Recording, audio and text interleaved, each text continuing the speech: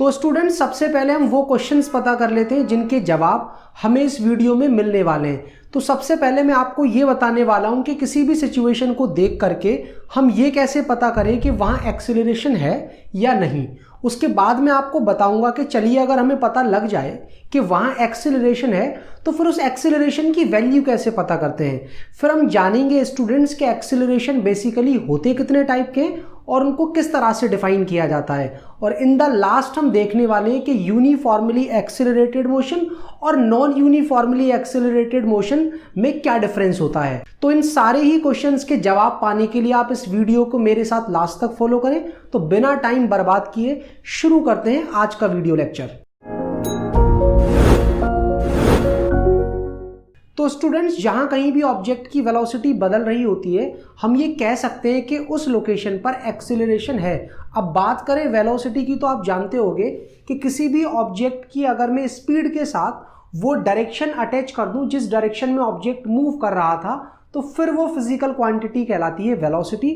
और वेलोसिटी बदलने का मतलब क्या है, या तो ऑब्जेक्ट की स्पीड बदल रही है भले ही डायरेक्शन चेंज ना हो, या फिर बिना स्पीड बदले ऑब्जेक्ट की डायरेक्शन चेंज हो रही है, या फिर दोनों ही चेंज हो रहे हैं। फॉर एग्जाम्पल आप ये पहली वाली सिचुएशन देखें, यहां ऑब्जेक्ट अपनी डायरेक्शन तो नहीं बदल रहा है लेकिन उसकी स्पीड 10 मीटर से बढ़कर के 20 मीटर पर सेकंड हो रही है। इट मीन्स यहां एक्सेलरेशन है। अगर मान लीजिए मैं किसी भी स्ट्रिंग के अंदर कोई m मास का ब्लॉक बांध करके उसको इस तरह से रोटेट कराता हूं कांस्टेंट स्पीड के साथ, तो भले ही ये कांस्टेंट स्पीड से मूव कर रहा है ऑब्जेक्ट लेकिन इसकी वेलोसिटी की जो डायरेक्शन है वो तो हमेशा टेंजेंट के अलॉन्ग होती है। तो हर जगह अलग अलग डायरेक्शन होने की वजह से हम यहाँ कह सकते हैं कि इसकी वेलोसिटी बदल रही है। जैसे मान लीजिए ये कोई हमारा एक टर्न है, रोड पर जैसे टर्न पड़ते हैं तो यहाँ कोई बाइक वाला 4 मीटर पर सेकंड से जा रहा था, फिर वो जब टर्न लेना होता है तो अपनी डायरेक्शन को भी बदलता है, साथ के साथ थोड़ी सी स्पीड को भी कम करता है। तो यहाँ भी देखो एक्सेलरेशन है और यहाँ आप देख सकते हो स्पीड भी बदल रही है, साथ के साथ डायरेक्शन भी बदल रही है। और स्टूडेंट्स ये जो लास्ट वाली सिचुएशन है इसमें आप देख सकते हो कि मान लीजिए अगर कोई कार वाला 54 किलोमीटर पर आवर की स्पीड से अपनी कार को चला रहा था, आगे वो क्या देखता है कि कोई एक स्पीड ब्रेकर है तो वो ब्रेक्स लगाना शुरू करता है जिससे उसकी स्पीड घट करके 0 हो जाती है। तो यहाँ भी आप देख सकते हो डायरेक्शन तो चेंज नहीं हुई लेकिन स्पीड तो घटी है।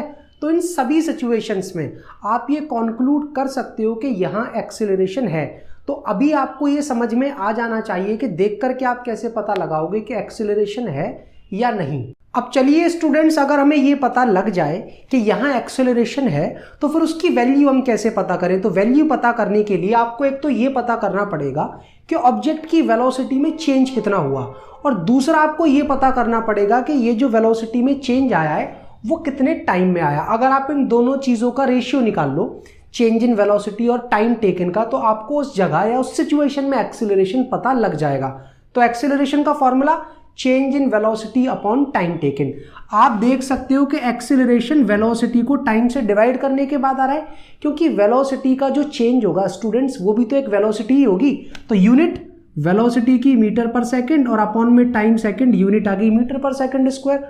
Dimensional formula LT-2। और अगर आप डायरेक्शन की बात करो तो पहले हमें ये देखना पड़ेगा कि एक्सेलरेशन वेक्टर है या स्केलर। तो एक्सेलरेशन चेंज इन वेलोसिटी को टाइम से डिवाइड करने के बाद आ रहा है, क्योंकि वेलोसिटी एक वेक्टर फिजिकल क्वांटिटी होती है तो उसका चेंज भी एक वेक्टर फिजिकल क्वांटिटी होगा। तो वेक्टर को अगर आप स्केलर से डिवाइड करोगे वेक्टर ही आएगा। तो एक्सेलरेशन एक वेक्टर फिजिकल क्वांटिटी है और डायरेक्शन किस तरफ होती है, जिस तरफ चेंज आ रहा होता है वेलोसिटी का। तो वेलोसिटी का चेंज जिस डायरेक्शन में होगा एक्सेलरेशन उसी तरफ होगा। याद रखना स्टूडेंट्स के नॉर्मली बच्चे ये कह देते हैं कि एक्सेलरेशन की डायरेक्शन किस तरफ होती है, वेलोसिटी की तरफ। तो ये गलत है।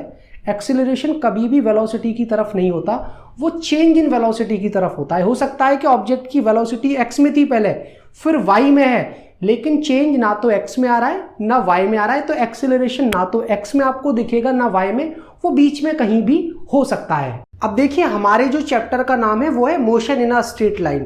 तो अभी हमें केवल उन्हीं सिचुएशन में एक्सेलरेशन निकालना सीखना है जब ऑब्जेक्ट स्ट्रेट लाइन में मूव कर रहा हो। फॉर एग्जाम्पल अगर आप इस पहली वाली सिचुएशन को देखते हो तो यहाँ ऑब्जेक्ट एक स्ट्रेट लाइन में मूव कर रहा है, हमें यहाँ पर अभी एक्सेलरेशन निकालना सीखना है। अब देखिए वेलोसिटी ना एक वेक्टर फिजिकल क्वांटिटी, और मैं ये मान लेता हूँ कि अगर वेलोसिटी राइट में है तो उसको मैं पॉजिटिव लूंगा, लेफ्ट में है तो उसको मैं निगेटिव लूंगा। तो अगर आपको एक्सेलरेशन निकालना है पहली सिचुएशन में, तो फाइनल वेलोसिटी देखो कितनी है, 20 मीटर पर सेकंड है। तो उसी तरफ राइट में तो आप कितना लिखोगे, प्लस का 20, माइनस लगा करके इनिशियल वेलोसिटी भी देखो राइट में ही थी तो 10, और अपॉन में टाइम देख लो कितने टाइम में हुआ, तो 0 से लेके 5 तक 5 सेकंड्स में ये काम हुआ है। तो 10/5 आंसर आप देख सकते हो। एक्सेलरेशन यहाँ 2 मीटर पर सेकंड स्क्वायर का आ रहा है। और पॉजिटिव एक्सेलरेशन क्या बता रहा है कि आपका एक्सेलरेशन भी राइट में ही है। जिस डायरेक्शन में ऑब्जेक्ट मूव कर रहा था एक्सेलरेशन उसी डायरेक्शन में है। तो आप ये समझ जाना कि अगर किसी भी ऑब्जेक्ट की स्ट्रेट लाइन में मूव करते हुए अगर स्पीड बढ़ रही है तो मतलब एक्सेलरेशन उसी डायरेक्शन में जिस डायरेक्शन में ऑब्जेक्ट मूव कर रहा है। अब स्टूडेंट्स अगर हम बात करें इस दूसरी सिचुएशन की, तो आप देख रहे हो कि ऑब्जेक्ट का जो पाथ है वो स्ट्रेट लाइन में नहीं है, फिर भी यहाँ एक्सेलरेशन तो है, लेकिन इस टाइप का एक्सेलरेशन हम चैप्टर नंबर 4 में निकालना सीखेंगे जब हम पढ़ेंगे मोशन इन अ प्लेन। तो अभी हम केवल अपने आप को रेस्ट्रिक्ट कर रहे हैं ओनली इन अ सिचुएशन जब ऑब्जेक्ट एक स्ट्रेट लाइन में मूव कर रहा हो। अगली स्ट्रेट लाइन पाथ देखो ये वाला है कि ऑब्जेक्ट 54 किलोमीटर पर आवर से जा रहा था राइट में, और फिर होता क्या है कि आगे उसको एक स्पीड ब्रेकर दिखता है और फिर वो अपनी स्पीड को घटाता है ब्रेक मार के, और फाइनली उसकी स्पीड यहाँ पहुँचने के बाद 0 हो जाती है। और उसमें आपका टाइम कितना लगा है ब्रेक लगाने के बाद, 3 सेकेंड्स। अब देखो यहाँ फिर से स्पीड बदली है, तो आप ये तो कह सकते हो कि देखो यहाँ एक्सीलरेशन है, आपको ये पता करना है कि वेलोसिटी में चेंज कितना आया। अब आप फिर से चाहो तो उसको देखो पॉजिटिव ले सकते हो, मैं इस बार इसको निगेटिव मान लेता हूँ।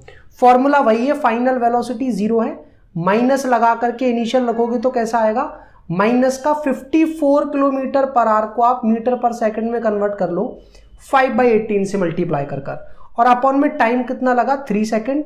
यहां आप देख सकते हो 18 से 54 3 टाइम्स कट हो गया, तो ये क्या आ जाएगा आपका +15/3, और माइनस माइनस देखो प्लस होगा तो क्या आ जाएगा प्लस का 5 मीटर पर सेकंड स्क्वायर। अब देखो हमारा एक्सेलरेशन आ रहा है पॉजिटिव, इस बार आपने इस वाली डायरेक्शन को लिया है नेगेटिव, एक्सेलरेशन आया पॉजिटिव।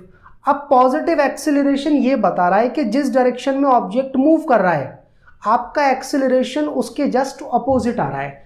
तो ध्यान रखें कि जब भी आपकी ऑब्जेक्ट की वेलोसिटी या कहीं स्पीड घट रही है स्ट्रेट पाथ पर मूव करते हुए, तो एक्सेलरेशन मोशन के जस्ट अपोजिट लग रहा है। जिस भी डायरेक्शन में ऑब्जेक्ट मूव कर रहा है, राइट में मूव कर रहा था स्पीड घट रही है, ऑब्जेक्ट पर एक्सेलरेशन कहाँ लग रहा है, लेफ्ट में। लेफ्ट में मूव कर रहा है स्पीड घट रही है तो एक्सेलरेशन कहाँ लग रहा है, राइट में। और जब एक्सेलरेशन मोशन के ऑपोजिट हो तो उसे हम कहते हैं रिटार्डेशन। अब अगला क्वेश्चन स्टूडेंट्स ये अराइज होता है कि एक्सेलरेशन बेसिकली कितने टाइप के होते हैं। तो एक्सेलरेशन बेसिकली 2 टाइप के होते हैं। पहला एक्सेलरेशन होता है एवरेज एक्सेलरेशन। पहचान वही जो एवरेज वेलोसिटी की होती है कि ये टाइम इंटरवल में निकलता है, आपको टाइम दे दिया जाएगा, इनिशियल टाइम से फाइनल टाइम के बीच में आप इसको निकाल कर दिखाएं। तो अभी हमने प्रीवियस क्वेश्चंस में जो एक्सेलरेशंस को इवेल्युएट किया है वो सारे ही एक्सेलरेशन कैसे एक्सेलरेशन थे, एवरेज एक्सेलरेशन, क्योंकि वो एक टाइम ड्यूरेशन में निकल रहे थे। और एवरेज एक्सेलरेशन को निकालने का फॉर्मूला आप ये पता करें, चेंज इन वेलोसिटी कितना आया, कितने टाइम में आया, दोनों का रेशियो पता कर लो, आपका एवरेज एक्सेलरेशन निकल आएगा।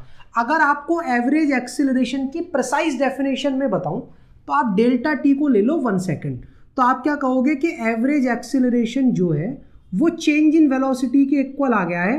किस सिचुएशन में, अगर आपने डेल्टा टी कितना लिया है 1 सेकेंड, तो आप यहाँ से ये कॉन्क्लूड कर सकते हो कि 1 सेकेंड के अंदर किसी भी ऑब्जेक्ट की वेलोसिटी में जो भी चेंज आता है उसे हम क्या कहते हैं, एवरेज एक्सेलरेशन उस जर्नी का। अब स्टूडेंट्स जब भी कभी हम एक पर्टिकुलर टाइम पर एक्सेलरेशन पता करने में इंटरेस्टेड हो तो उस एक्सेलरेशन को कहते हैं इंस्टेंटेनियस एक्सेलरेशन। मतलब आप 0 से 3 के बीच में इंटरेस्टेड नहीं हो, केवल आपको एक्सेलरेशन चाहिए एक पर्टिकुलर टाइम पर, 2 सेकेंड्स पर, 1 सेकेंड पर, 3 सेकेंड पर, at a particular time, then acceleration is called instantaneous acceleration. और इसके लिए आपको चाहिए क्या, एक्सेलरेशन का एक टाइम डिपेंडेंट पॉलिनोमियल चाहिए।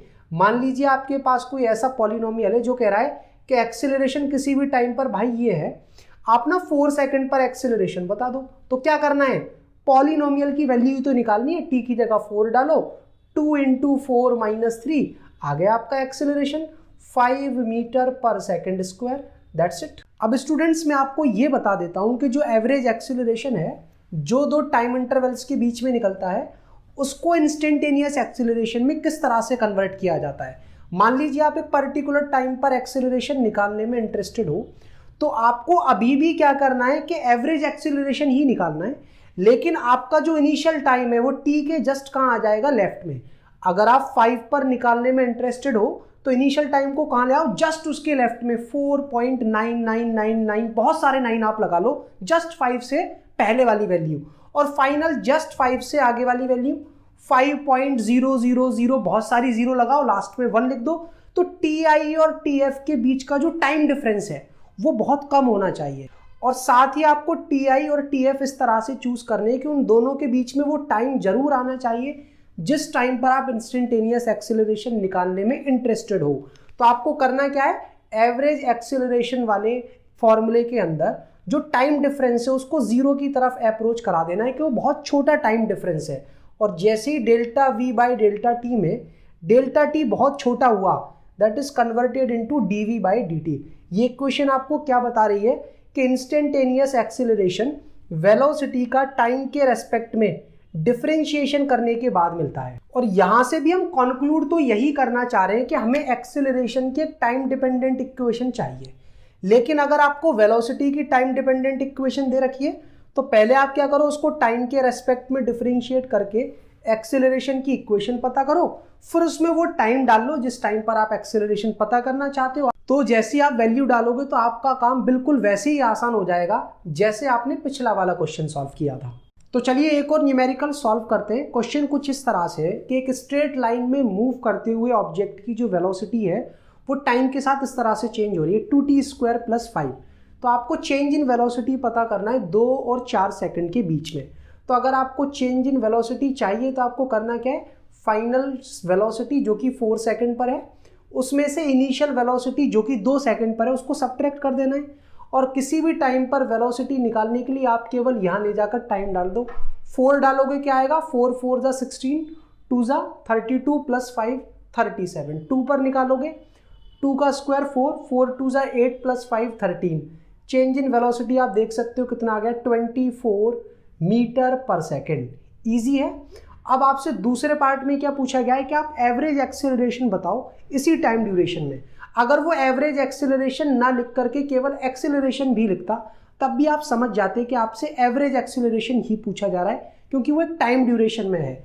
कैसे निकालोगे इस टाइम ड्यूरेशन में एक्सीलरेशन की वैल्यू, चेंज इन वेलोसिटी आपको पता है, टाइम पता है, 2 सेकंड के अंदर ये काम हुआ है, T final minus T initial, आपका एवरेज एक्सीलरेशन आ गया 12 मीटर पर सेकंड स्क्वायर।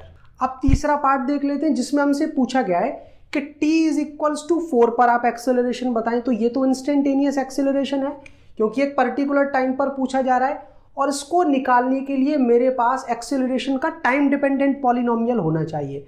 है किसका मेरे पास, वेलोसिटी का टाइम डिपेंडेंट पॉलिनोमियल। तो क्या करेंगे हम, पहले इक्वेशन बनाने के लिए जो वेलोसिटी की इक्वेशन है उसका टाइम के रेस्पेक्ट में कर देंगे डिफरेंशिएशन। तो हमारी एक्सेलरेशन की इक्वेशन बन जाएगी, कितनी आ जाएगी, 4t, आपको डिफरेंशिएशन तो पता ही होगा, 2 बार t² का 2t तो 4t हो गया, और कांस्टेंट का 0। तो एक्सेलरेशन आपका आ गया 4t। किस टाइम पर पूछा है, 4 पर, तो यहाँ t की जगह आप 4 ले जाकर रख दो, तो a4 आपका कितना आ जाएगा, 16 मीटर पर सेकंड स्क्वायर। तो आप यहाँ देख सकते हो कि आपका जो एक्सेलरेशन है वो टाइम का फंक्शन है। जैसे जैसे आप टाइम बदलोगे आपका एक्सेलरेशन भी टाइम के अकॉर्डिंग चेंज होता जाएगा। अब स्टूडेंट्स मैं आपको समझा देता हूँ कि यूनिफॉर्मली एक्सेलरेटेड मोशन और नॉन यूनिफॉर्मली एक्सेलरेटेड मोशंस क्या होती हैं। तो अभी जो हमने पीछे क्वेश्चन सॉल्व किया वो जहां हमने देखा कि टाइम के साथ एक्सेलरेशन बदल रहा है, तो उस टाइप की मोशन कहलाती है नॉन यूनिफॉर्मली एक्सेलरेटेड मोशन। वक्त के साथ वहां एक्सेलरेशन बदल रहा होता है, और अगर टाइम के साथ एक्सेलरेशन ना बदले तो हमारी मोशन कहलाती है uniformly accelerated motion. For example मान लीजिए कि ये वाला जो क्वेश्चन है उसमें वेलोसिटी का फंक्शन 2t² ना होकर के 2t + 5 होता, फिर आपसे वो चेंज इन वेलोसिटी पूछता इन्हीं 2 टाइम इंटरवल्स पर, तो आप निकाल कर देखना 4 मीटर पर सेकंड आएगी। एवरेज एक्सेलरेशन आपका 2 मीटर पर सेकंड स्क्वायर आएगा। और अगर आपको 4 सेकंड पर एक्सेलरेशन पता करना है तो पहले इक्वेशन बनानी पड़ेगी। एक्सेलरेशन की टाइम डिपेंडेंट इक्वेशन के लिए आप इसको डिफरेंशिएट करो, डिफरेंशिएट करोगे 5 का 0, यहाँ 2 बाहर आ जाएगा, टी का टी के रेस्पेक्ट में 1, फिर से कितना आ गया 2 मीटर पर सेकंड स्क्वायर। आप देख लीजिए कि आपका जो इंस्टेंटेनियस एक्सेलरेशन है वो टाइम पर डिपेंड ही नहीं कर रहा है। 0 पर भी यही है, 2 पर भी यही है, 3 पर भी यही है, 4 पर भी यही है। और इस टाइप की मोशन कहलाती है यूनिफॉर्मली एक्सिलरेटेड मोशन। और स्टूडेंट्स, हमारे सिलेबस के अंदर जो motion in a straight line chapter है उसमें हमें केवल उन्हीं मोशंस के साथ डील करना है जिनमें हमारा एक्सिलरेशन कांस्टेंट हो। तो आई थिंक इन कॉन्सेप्ट्स के थ्रू आपको समझ में आ गया होगा कि एक्सिलरेशन होता क्या है, उसको कैसे कैलकुलेट करते हैं, एवरेज एक्सिलरेशन और इंस्टेंटेनियस एक्सिलरेशन में क्या डिफरेंस होता है और उनको किस किस तरह से कैलकुलेट किया जाता है। साथ ही ये भी आपको पता लग गया होगा कि यूनिफॉर्मली एक्सिलरेटेड मोशन क्या होती हैं, नॉन यूनिफॉर्मली एक्सिलरेटेड मोशन क्या होती है। फिर भी कुछ ना समझ में आया हो तो जाओ कमेंट सेक्शन में और अपनी प्रॉब्लम पूछ लो। तो मिलते हैं नेक्स्ट वीडियो में कुछ और इंटरेस्टिंग कॉन्सेप्ट्स के साथ। तब तक आप मन लगा करके पढ़ते रहिए, कुछ ना समझ में आए तो मुझसे पूछते रहिए। Thanks for watching.